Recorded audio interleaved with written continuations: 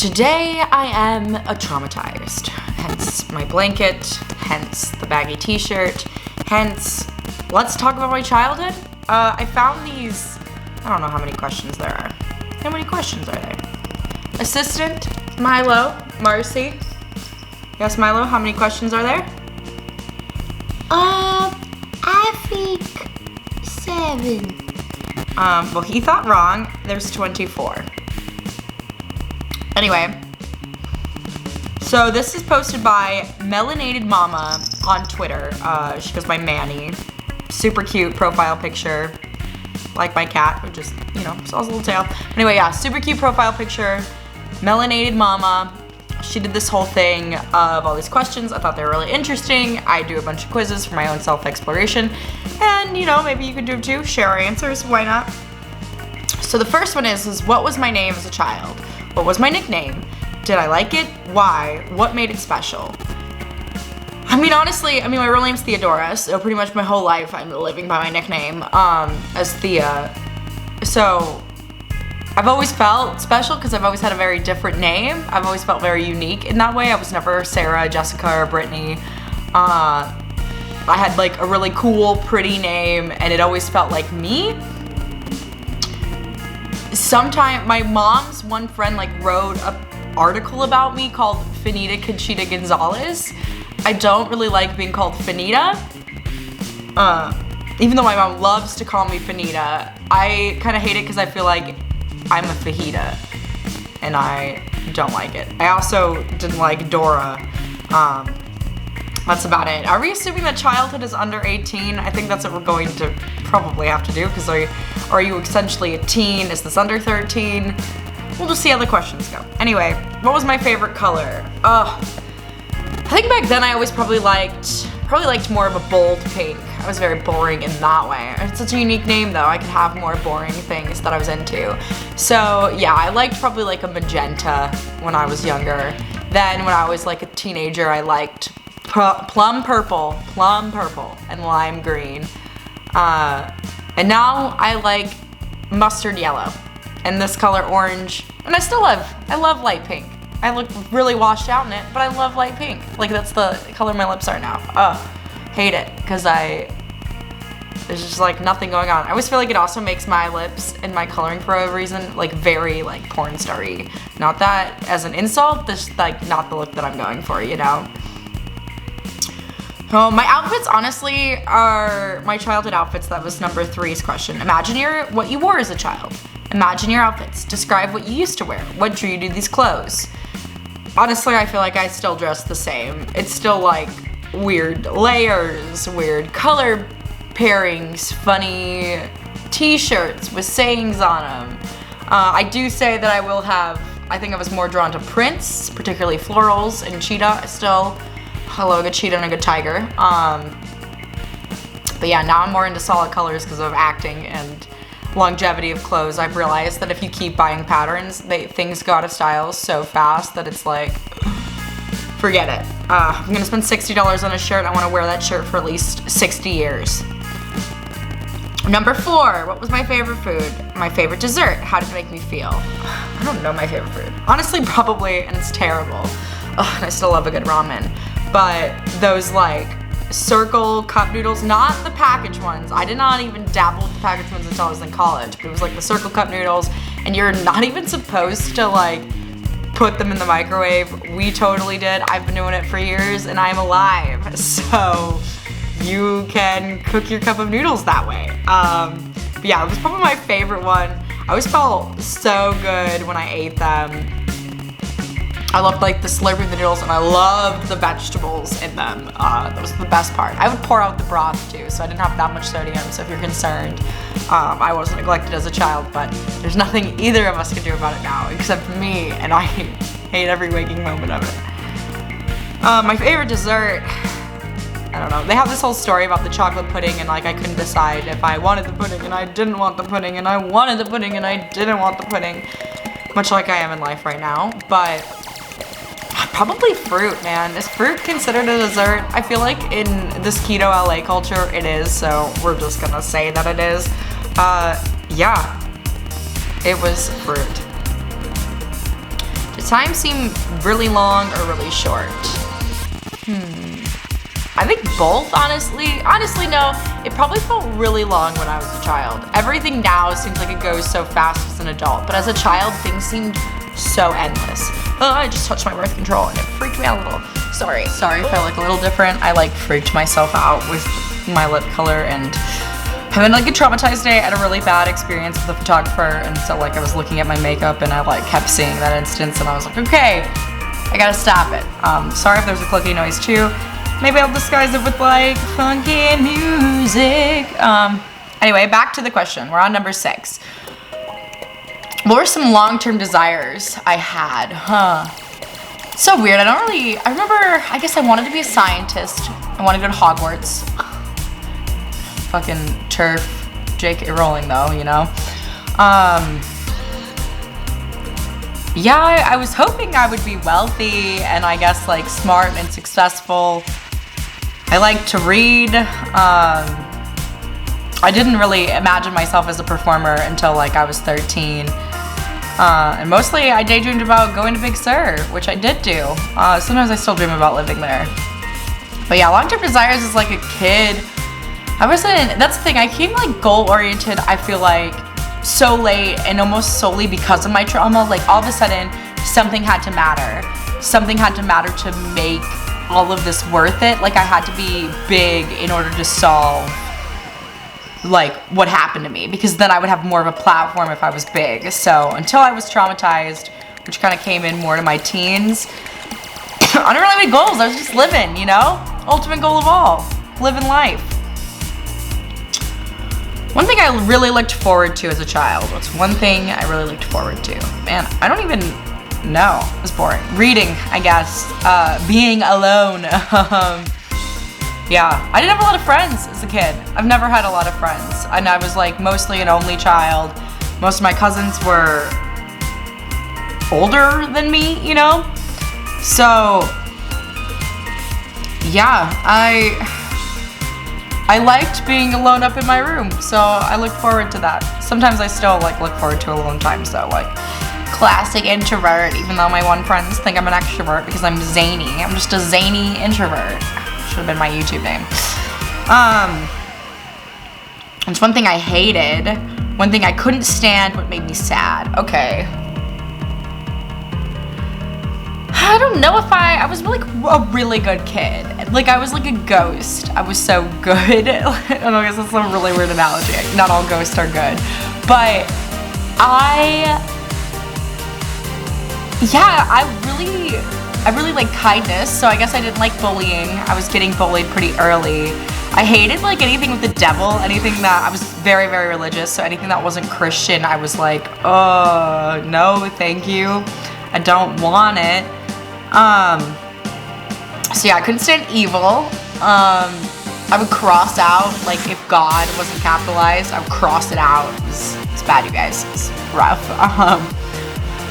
I didn't like hypocrites, I guess. I don't know if I really understood what the word hypocrite meant when I was a kid, but I definitely didn't like when somebody was like, oh, don't do that, but then they went and they did the thing. I was never really onto that. Couldn't really stand being made fun of. I didn't really have a sense of humor about myself. Cap energy. I kind of learned one, like have to after a while, especially when people being mean to you. You have to like learn to do like self-deprecating humor and then build from there into comedy genius. What made me sad? I don't know. I guess deep down, like I knew I was raped, but I didn't mentally know I was raped. So like my body knew I was raped as a child, but my mind didn't know. So I'm sure that made me sad. I think I was always kind of sad that I didn't have a dad also. Like we never really talked about it, and I knew mine was kind of bad, but I also like didn't feel bad for not having like a typical family until like much later in my life, because this was like all I knew, so it wasn't a really big deal, and there was no like comparison of other people. So yeah, I guess it just made me sad when like other people were sad, so I always would try to cheer people up. Like I remember I like lost, and this other girl lost this like beauty pageant competition. I was at only one beauty pageant, don't freak out. But yeah, she like lost, and I like went up to her and I was like, because I remembered her like little walk that she did, and I thought she did a really good job. So I like went and said that to her, and I was like, hey, I really think you did a great job. And like that was just like who I was, so pure, and you guys beat it out of me, and how dare you? It's so awful that you did that. It's so awful that I let you win. I'm like trying to come back to that, but I was just like really nice. So it just made me feel sad when other people were sad, because why? You know, everybody should be happy, I believe. When I was upset, how would I process it? Who did I lean on? Who did I talk to anyone? Okay. When I was upset, what did I do to process it? Who did I lean on? Did I talk to anybody? Did I shut it down? Why? Honestly, I wish I did this more now, because now I feel like I have to have an instant answer due to the trauma, and then I feel like I just say some mean things because I'm not done processing, and my mind is not, like, that's the thing. It was like, I like learned to be meaner, I think. Like I gave up this niceness because it felt like it was just like a target on my back sometimes, and I think now I'm like, I want more of the like calm, cool, and collected I had, which is also dissociation, which wasn't great, but yeah, when I was upset, I used to tell my aunt, was like, I just need some time to like process it. And I would like not talk about it. I'd just like sit back and cry in my own world. Like I just needed some time to think about it. Now I don't want like any time to think about it. I just like keep moving on to the next thing, because I could beat myself up for any mistake I've made forever. And in this cancel culture world, everybody else is just going to do it for you now. So why should I take the time to beat myself up, right? I think we've had enough of that. Also, it doesn't do anything. Me beating myself up doesn't make me like want to change more. It just wastes more time of me beating myself up. So it's dumb. I don't know. I guess I leaned on my aunt. I honestly just feel very alone my entire childhood, and honestly my entire life. That it was just basically like me figuring out things up until like, obviously I know my aunt and uncle has helped, and my grandma's helped. And my mom to like a little bit of a degree. There was a teensy bit of it. I've known moms with less effort. There's definitely like obviously a little bit more effort than my dad, so I will give her that. I don't want to always be so mean about her, even though she broke my heart forever. But yeah, I guess it was probably mostly in Tara, and then my own mind. You know, you lean on yourself, and then yeah, I didn't really have any friends I could trust, or any really close friends, up until kind of, I feel like I got to California, and then I definitely leaned heavy on people, but I was an adult then, so. Did I talk to anybody? Yeah, I would talk to my aunt, I think, when things were wrong. I also don't know if I told everything. Sometimes I felt like I didn't have the words to express things, and that honestly is a very new, thing for me. It takes me some time, like it took me a lot of time and a lot of research to learn how to communicate properly. Like I always felt like stuck, like, and to some degree it still feels like that right now, like things are like stuck in my throat, and then I have like a hard time always saying things. So I guess in essentially some way that I did shut down. Why? Being raped at 4 and molested at 1. That's probably why, right? That's probably why I'm like this. Don't rape people. Daily reminder. Do not rape. It's gross, and it ruins people, I guess. Oh, I don't feel ruined, and I hate to say that for rape victim people, but it makes things really hard, and it's hard to be a person. I don't even know if I identify with women right now. I feel like I've always been this like non-binary blob, and I guess like obviously I'm going around as a girl, but if you see most days, like I'm disheveled. I'm like this without makeup, and honestly the hair is probably worse, probably like on a little bun with like my little horn. So now I am a demon. So it was my favorite show. I don't remember as a kid. I guess I used to watch Toy Story like all the time, and that my aunt and my mom have that like whole thing memorized. I watched it so much. I remember liking Thumbelina. Obviously, I liked like the Barbie movies and all the princess movies. But my favorite show when I was like 8 was Buffy the Vampire Slayer, and it just stayed my favorite show. And I am incredibly hurt by what Joss Whedon did to Charisma Carpenter, and I wish he didn't do that. I wish he didn't do a lot of things, but here we are. What yeah, Buffy was my favorite character of that show, obviously. Sorry, you saw a little bit of leg there. Yeah, so Buffy was my favorite character of any show. She just was like strong, but she like looked cute. I loved the way all of them talked. I thought that like she was also Capricorn, so I felt like we processed things the same way. And like I guess that's the weird thing is like I had a profound amount of self-love when I was little that got like beaten out of me. So I like didn't need other people. Like I had so much to give to myself, so I just was like doing that as a kid. And of course, like I had like a couple of childhood friends and stuff, but I was kind of barely shy, and like I said, like I had so many thoughts going on in my head, it was really hard to put things into words. I had to work really, really hard at that as an adult. Like even right now, like all of these questions to me as a child would have been like overwhelming, and I would have been like, I don't know where to start. And now after like probably journaling 7 journals out and, you know, doing a bunch of extensive research on how other people are, now I know things and I know how to say things, so here we are. Yeah, Buffy just always made me feel powerful and like I could do anything. And even though I was never a exercise person because of the rape trauma in my body, I think I was very inspired by her strength. And still to this day, I want to get into more and more stunts. I want to go for it. Now we're on 11. How did I feel about my birthday and why? Okay, I loved my birthday. It was always, I mean, it's New Year's Eve. I'm born December 31st. So is my sister that I met for the first time when I was 22. So that's pretty cool. We have the same birthday, but we're 6 years apart. So, hi sis, I love you. Yeah, I loved my birthday. I love it more now that because I keep meeting people that I like share it with. And it's just a really great birthday. I mean, it sucks sometimes because people are busy, but I like that like the whole world celebrates it. It does suck that it's like after Christmas because sometimes I'm like, I don't know what I want. I just got it for Christmas. Like I'm trying not to want so many things. But yeah, I've always was excited about it. We would always do a really big hoop-de-doo. We would jump in the pool at 12 o'clock at night and do the freezing pool and then go to the hot tub to warm up because it was still cold, even though it was like Odessa, Texas, and there's no seasons. So, and we'd do like a balloon drop. Oh, that was so much fun. And my mom would always bake me a cake in a ridiculous shape. She always do this like one cake thing. Yeah, and it was really fun. It was always a really fun time, especially when I was a kid. So I've always had love for my birthday. To me, it always is like, for some people too, it's like, I know that's how like their New Year's resolution is, and that is like my birthday. It's like a way to measure myself, a way to celebrate life, especially after being suicidal at 13. Now my birthday has even like such a bigger impact because it's like, I made it to another age. I did it. So, yeah, I like my birthday. I liked it as a kid, I like it now.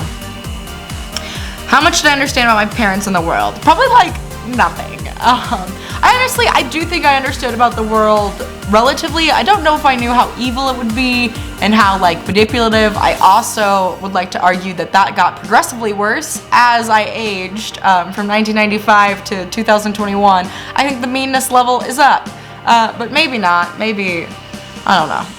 I think more people are like rude right away, which is partly because everybody's like so stressed out, but whatevs. We should just be kinder to each other. I didn't really understand anything about my mom until I was a teenager, and even then, very, very little. I got my dad pretty good. I knew he was a drug dealer, so there was no, you know, like I knew it wasn't my fault that he was a drug dealer and into drugs. I was like, obviously wish I could have a dad, and sometimes I want to relate to that experience so bad because it seems like so much fun to have a dad in your life. But I only have the dad that I have, so can't relate. But yeah, I don't think I knew anything about the world. I feel like I was living in God's world, the Bible, which is not our world. To this day, I don't know if I get it as much. I think I have like a 25% mastery. That's what I would say. Back then, I probably had like 0.2%.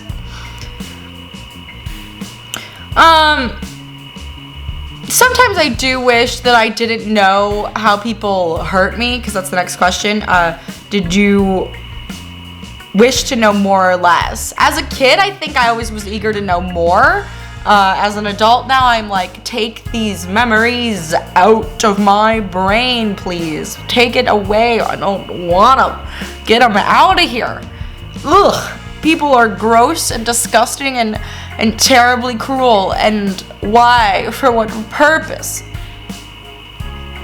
I don't know. I mean, I guess the impact was that it set me up to fail to know that my dad was a drug dealer. I mean, I think at some point, I feel like because I had that information, I fared a little bit better than my sister. But also my sister was raised, she was adopted, and I had at least one biological parent. So it's like a totally different ballpark, you know, on I think that messing him up.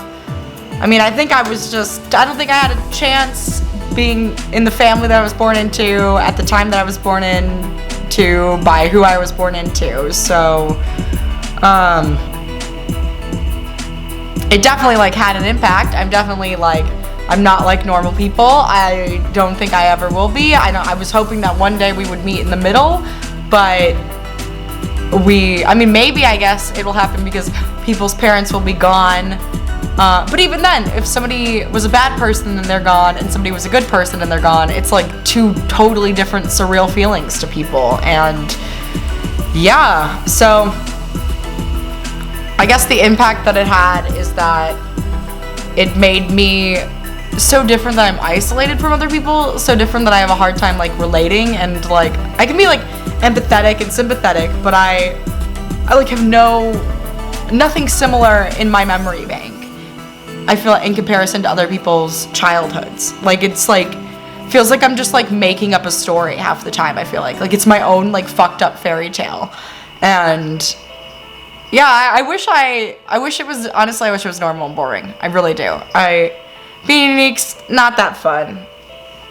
It's a lot easier to be like everybody else. So what was my favorite game? Oh, I loved Candyland. I also loved playing like that Rugrats game and the what was it, SSX? I think one of our families like knew the person who created it. But anyway, it was when you would do the skateboard thing. Oh, those are so fun. And we'd play the Buffy game. I remember the Batman game. I just like gaming. That was the thing. Like as a child, I feel like I was so absorbed into other realms and not my like own head. Now I feel like it's really hard for me to get out of my own head. I think I was just dissociating so much as a kid, and like there wasn't really a word for it back then. It wasn't really like common knowledge. And so I was just, I was just dissociating, and that was my childhood. It was my favorite song. I definitely loved all the Josie and the Pussycats stuff. I liked like the Princess and the Pauper Barbie soundtrack.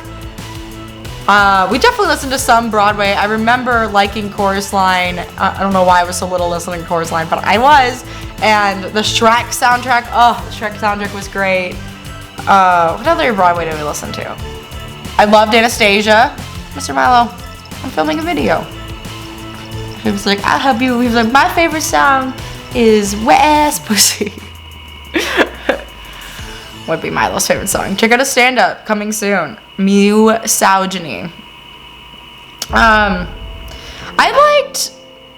probably generally, as I think most kids do, liked fast-paced songs. But when I got into betweeny and probably more nowadays, I like slower-paced songs. I like sad songs. Oh, my boyfriend's calling. Yeah, so when I was a kid, I liked fast-paced songs. Now I like slow-paced songs. I didn't have an appreciation for slow-paced songs as a kid, though. I like all genres of music. I'm that girl.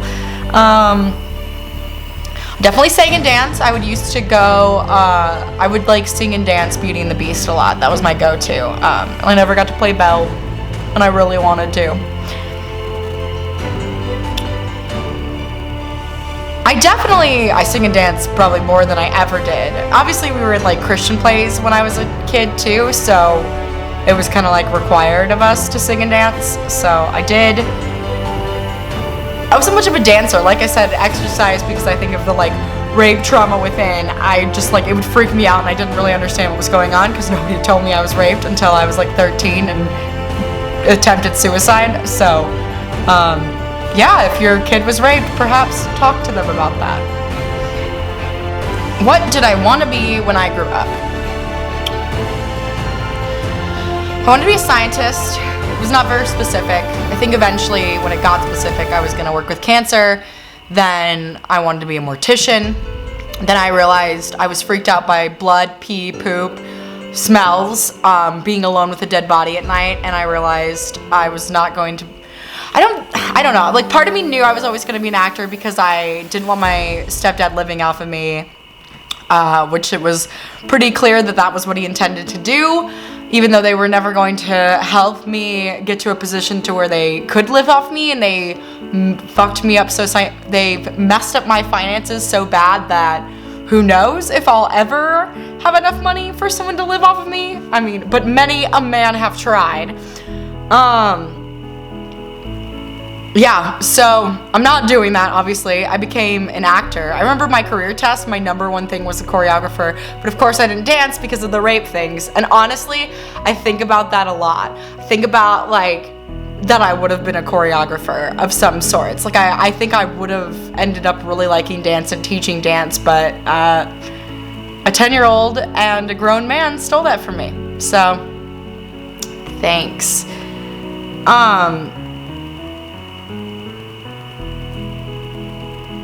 I don't know. I don't think that I have what it takes to be a scientist. I mean, I think I would be good at like being a researcher and like leading a focus group. I think that's as close as I would get to having my ideals.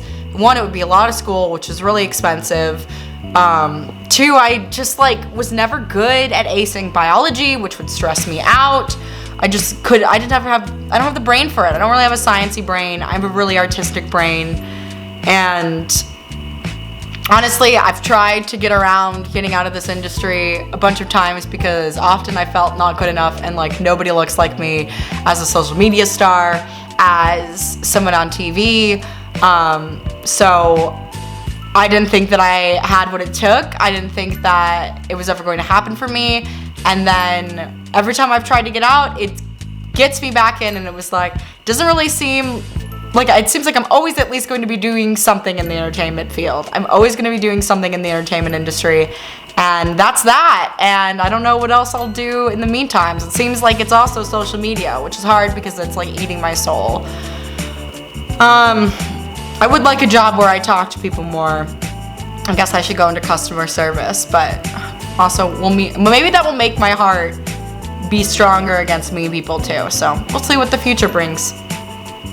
What made me laugh as a child? It still makes me laugh now. Cat in the Hat movie, one of the greatest movies of all time, and Scooby-Doo 1 and Scooby-Doo 2. Cannot absolutely wait for my podcast to come on both of them. You are gonna love it because I believe that those are the 3 greatest comedy movies of all time, and no one can fight me on it. You cannot argue with me. They are the greatest comedy movies of all time. That's it. Sorry. If you don't agree, you're wrong, and I'm sorry that you're an idiot. Just kidding, you're not an idiot. You're probably very smart. It's just a joke. Not that mean names should really be jokes, but you know what I mean? Just like, it's quirky or funny or something. How were my friends? Well, they were all backstabbers, essentially. I don't think I have one single childhood friend that I wasn't betrayed by, besides my best friend, who's still one of my best friends to this day, even though we're like, I don't think we're as close as we were, but Casey Weaver is the only person that didn't betray me. My friends basically, so my first ever friend would always like pit me in a game between her and this other girl, and it was like she couldn't be friends with both of us, which was very weird, and it was a lot. And then it ended up that like I think her and I would have been the best. What we should have done if we could have, Brittany. I don't know if you ever follow me. You probably don't. You probably don't even remember me. But if Brittany and I could have cooped together and kicked out Shelby, I think it would have been for the best. Because I remember hanging out with her house once, and it was like, oh, like we would have been really good friends, but we had this girl like pit us against each other for her own like cat and mouse game. Being of Cat, sorry. He's a star, he thinks. He also just coming over here to comfort me because he's an emotional support animal. But yeah, Then my next friend was Carrie Lynn, who I thought everything was good at. She had a weird mom though. Her mom was really controlling, like definitely had some internalized racism, wouldn't let her get too tan because she didn't want people to discriminate against her because they were Hispanic. And then like she had like really long hair, braids down to her ankles, and her like mom didn't let her cut it, but I also think she didn't want to cut it.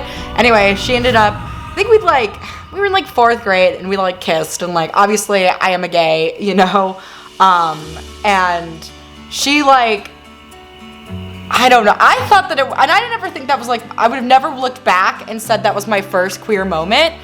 Excuse me, buddy, sorry, it's a little distracting now. Yeah, I would have never looked back and said that was my first queer moment if she hadn't like pretended to be this dude to like get information about me about it, and like try to say that like I basically like traumatized her with this kiss. And I honestly though, I don't want to take responsibility for that because I don't believe that I traumatized her. I believe that the Christianity thing traumatized her, that you can't friendly kiss a girl, like, because it's like, you know, and it's like something that I feel like girls do, and she was like consensual. We asked about it. I think we like both wanted to like practice, I don't know, and it was honestly, it wasn't even like a makeout, it was like a peg, and I guess that was like essentially, man, maybe that was like my first kiss and I didn't even realize it until just now. And like didn't mean to be trauma, but that's the thing, is like I never even counted that as my first kiss because I was so, you know, everything was so heteronormative. You're like, oh, it has to, my first kiss is when it happens with a boy. But yeah, like I guess that was my like first kiss with somebody else, but it didn't feel like that. It wasn't like romantic. I didn't have a crush on Carrie Lynn. Like she was my friend and I wanted to protect her. And I always sometimes feel a little bit weird because I definitely feel like I have love for all of my friends fiercely and almost intensely. Like I have love for you until you show me that I shouldn't have love for you. And yeah, I always had like love for Carrie Lynn. I was never trying to date her. I was in like 4th grade and I didn't even know about like lesbians really because I was in a conservative town going to Christian school. Like we didn't know about that. It didn't exist in that universe. And I think I always knew I was bi by the time I was like 13 and understood what bisexual was, and also just being like, I had so many people when I was younger be like, what is your gender? And then even now my hormones are like, I can't decide if you're a guy or a girl. Like, here's some more testosterone than you need. Here we can't tell. Here's PCOS. Like, so I've always felt like this they, them creature. So yeah, the beginnings of being queer in a Christian town. So sorry, Carrie Lynn, if you felt like I traumatized you, but I didn't mean to. I thought we were all on the same page, but you know, sorry. I mean, I think you probably have more issues because I would have just came out and talked to you like a regular person besides doing all these like weird sneaky things. But people are weird. People are very strange. It's just better to be honest. I don't understand what's the point of pretending.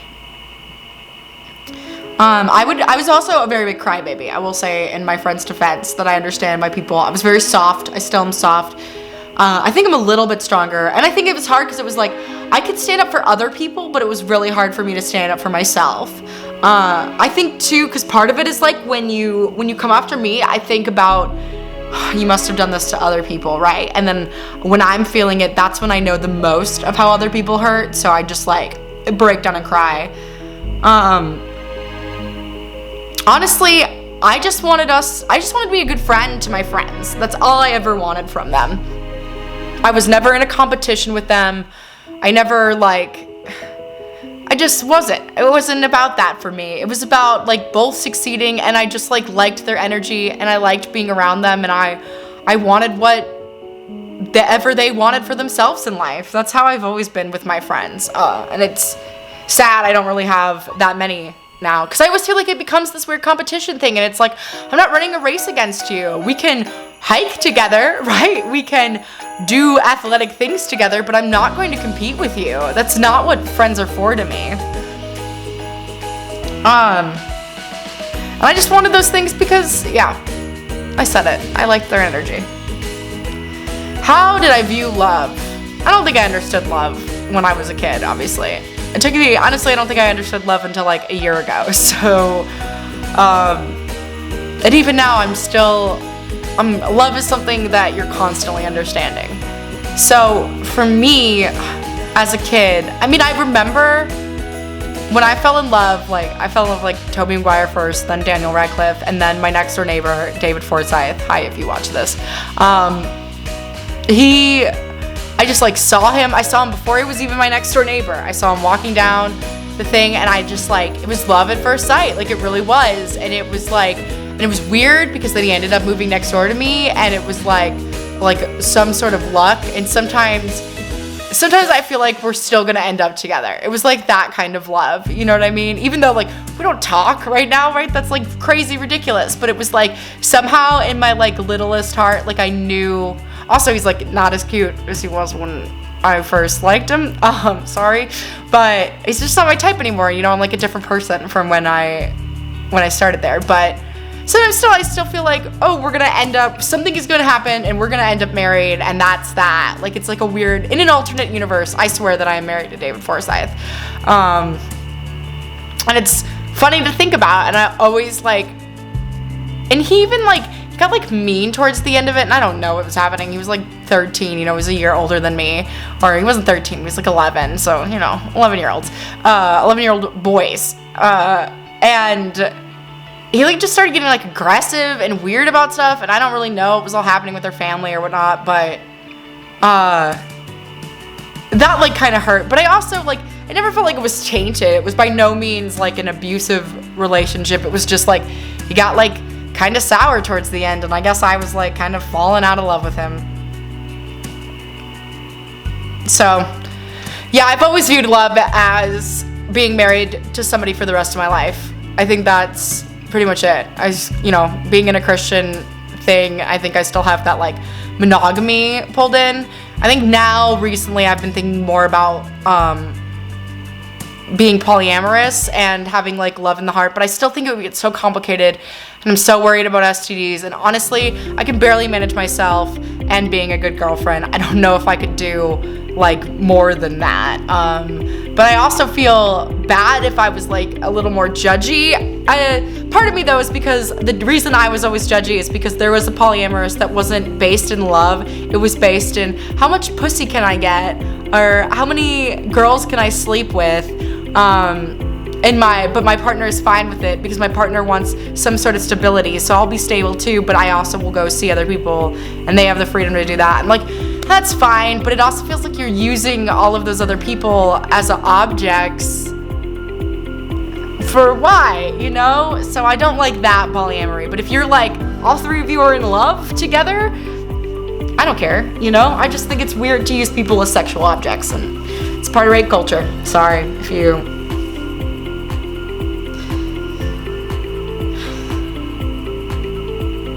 How did I view death?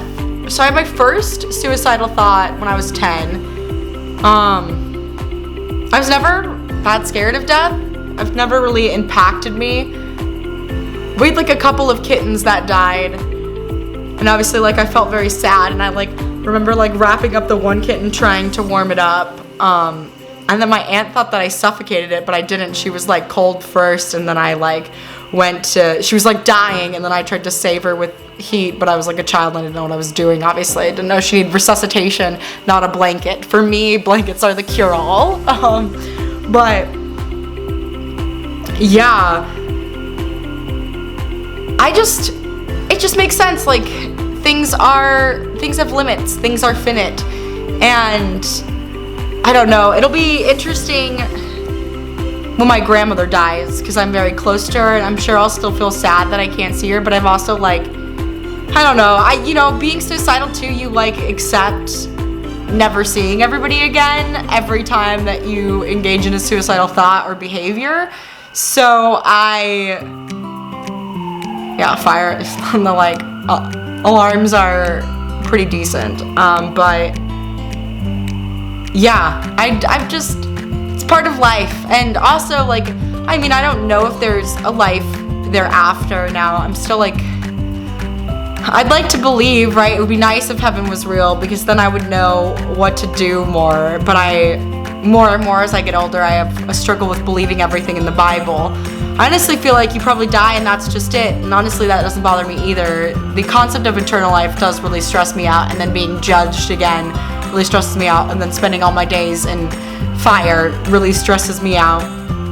But I also like to think that like our souls aren't like purely recycled, but or like I guess they are recycled in terms of sense, because when you're recycled, it's not like you're using the whole bottle of the thing that you were recycled from. You're using a part of a bunch of other things that were recycled, and I definitely feel like souls are kind of recycled like that. Like I feel like I have in me like Marilyn Monroe soul.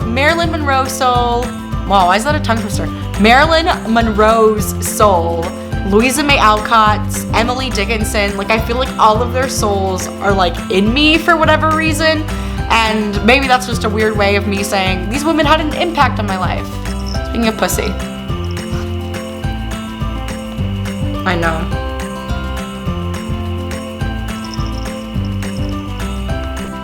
Last scent. It's also Milo. He like wants to answer these questions too. You barely even left your childhood. You're still a child. You're always a child. You're a big baby kitty. Oh, you big baby. Okay. You gonna come back? Because you don't know how to behave? Oh, you're gonna kiss my little foot? Okay. You are fucking sweet, dude. You are the sweetest cat ever. What was something I generally loved that other people made me leave behind? Obviously, I feel like my Aunt Tara and my home life in Texas when we moved to Rochester, New York. Totally made me leave that behind. I didn't want to. Definitely, I think I hid being more queer. I think I hid like my own confidence and light and talent and drive because of my stepdad just literally just wanted to try to kill me. It was like an ant with a magnifying glass, right? He wanted the sun to kill me, but he was holding the thing that would kill me. That's the best way that I can describe it. I'm still working out on other metaphors. Those are Milo. It's distracting. So I was just ashamed of like everything. Especially when I was a teenager. When I was a kid, not so much. Like I said, when I was a kid, it was so like otherworldly or like imaginations in my head. It was never me. It was like all about side of me. And yeah, that was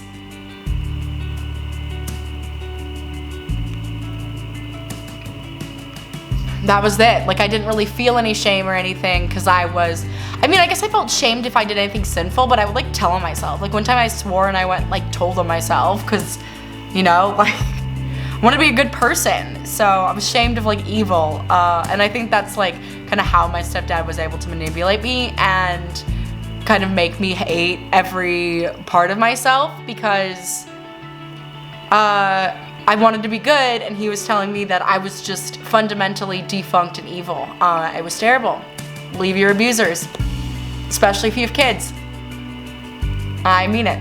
This is everything I would have said to my mom. But I never got the chance to because I didn't have the word. Ugh. He's fine. Sorry, I didn't mean to make that aggressive, Mr. Milo. Any odd phobias and fears? I don't know. I definitely had this recurring nightmare that I learned was like related to my rapes, and I was definitely afraid of my nightmares coming true. I'm trying to think if I had any other weird fears. I was kind of scared of the dark sometimes. I definitely would like cry. I feel like in a weird way I can predict the future sometimes, but it's like weird. It's like not clear because I probably blocked myself because I'm like, it's not Christian to predict the future, right? I still have that voice in my head. But I'll have this like intuition of things that like then come to be, like especially like in dreams and stuff.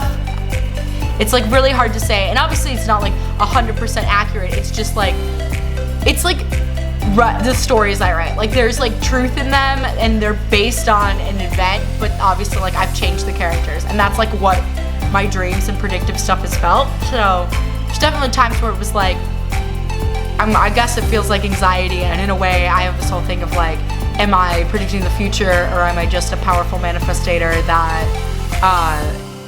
my anxiety creates things. But I also think like sometimes, I don't know, sometimes things just like happen like that. And it's also not like I wouldn't think anxious thoughts if I could control them. They just kind of like come into your mind like a vision. So Yeah, I was definitely, obviously I was afraid of going to hell. Still am, I guess, in some ways. But also, am I making a big valid effort to super change? I've kind of just accepted that I'm going to hell because at least I'm going to hell as me. It was terrible, but I don't know what else to be. Yeah. So I guess most of that comes out probably from my like religious upbringing. I had like a weird fear of my aunt and mom turning to stone because that's also from like my rape dream. This man would come in and he would touch them and they would turn to stone. Talk about that right there. There's like poems and poems in there. So yeah, I wasn't obviously afraid of being raped again because I didn't understand what rape was until I was 13. Yeah, I didn't really have a lot of fear until I got into my teens, and then it became about men touching me. And to this day, rape culture is still my biggest fear, so never got solved. Hi, at a much later time with face mask for milk makeup on my face, but my acne was being too bad and I feel sorry for it to put on like more foundation. Also, sorry I went for drinks out with my boyfriend because we haven't had a date in a while and you can finally go inside restaurants, but why not? Let's close out this video. We have got 2 questions left. So number 23. Who was I before the world, my parents, friends, and family molded me into the standards of desirability? What did I truly believe to be desirable? What did I believe to be true before I knew anything else? I definitely used to think that it was like easier to be kind and that kind was automatically the default and that I didn't really understand there were abusive people who would like take advantage of kindness and like use you up kind of, and that you could say no to people. I definitely think I was taught that you like always had to say yes and you always had to be present, and now I look like Frankenstein in my Halloween like themed thing. But yeah, I definitely used to believe that like, I don't know, that like saying yes was the polite thing to do. And you know, and sometimes it's not. Sometimes saying yes is the worst thing that you can do for you, because if you say yes to something that you don't want to do, it's just gonna make it worse. So I definitely feel like with having an abusive stepdad that like put in this like thing where I like couldn't say no and I had to do whatever he wanted to do, even though like he didn't even really ever know me, right? To this day, he doesn't even really know me. And to be honest, I don't really know him besides the bad parts, because that's all I ever saw. I think that's about it. I guess what I believed to be desirable was being a very kind person who was a good friend, who was always putting others before myself. And I still kind of believe that. I believe like helping people is like one of the best things that you can do, and yeah, I'm always striving for that. What was the last question? We're done forever, and you don't have to look at my green face. To them, how I am defying gravity, and you won't bring me down. That's all this thinks of. Also how she had to write oil in her breast, but they cut that part out of the musical. It's the best part of the book. Anyway, that was the one thing in the whole wide world that I really wanted to do. Have I done it yet? I don't know if I knew back then what I wanted to do in the world. I guess I wanted to write a book. Haven't done that yet. Working on it. I did want to travel to Big Sur when I was 13. I did that. Now I think I like want to go to Paris and travel outside the country, and I think that was like kind of the dream, you know? So working on that. It's obviously COVID, so it's not super safe, but we'll get there. We'll get there. I gotta go see the world. I feel like if I see the world, I'll understand it more and be able to write better. Right now I feel very Americanized and like stuck in a lot of my writing. I'm basically saying the same traumatized things over and over, and I need like the nuances that traveling brings. But yep, that was it. You can go follow and do these questions yourself if you want at Melanated Mama. All my links are below. Thank you so much for watching. My channel obviously has me doing some deep dives of this, a lot of film reviews, my podcast, which is about children's media, and then film reviews basically about any other film that I do. There's a couple of like influencer content of products I like and use. Right now this is the Milk Makeup Cannabis Hydrating Face Mask. I honestly really like it, and it's made a bunch of progress on my skin, and I'm usually not a green face mask person because I look like this in a green face mask, but yeah, I can do like Rex if you guys like that. Thank you so much for watching. Make sure to subscribe. Goodbye.